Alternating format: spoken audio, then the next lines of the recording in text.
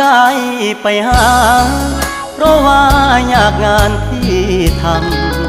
ำบ่ได้ใจดำยังคิดนำตัวน้องคือเก่าบ่ได้เปลี่ยนไปหัวใจอ้ายยังห่วงเจ้า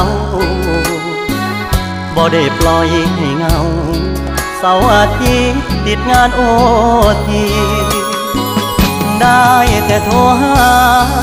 น้องคงจะไม่ว่ากันบ่เคยเปลี่ยนพันสัญญาหากมันคนดีบ่ได้กักมีกิ๊กบ่ได้หลีกสัญญาที่มีย้อนงานยุ่งอีหลีคนดีอย่าเครียดอายเด้อ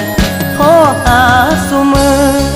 เจ้ามาคือน้อยใจเฮ็ดหยังหยุดงานวันวางจะเดินทางเพื่อไปพบเจออย่ามาสงสัย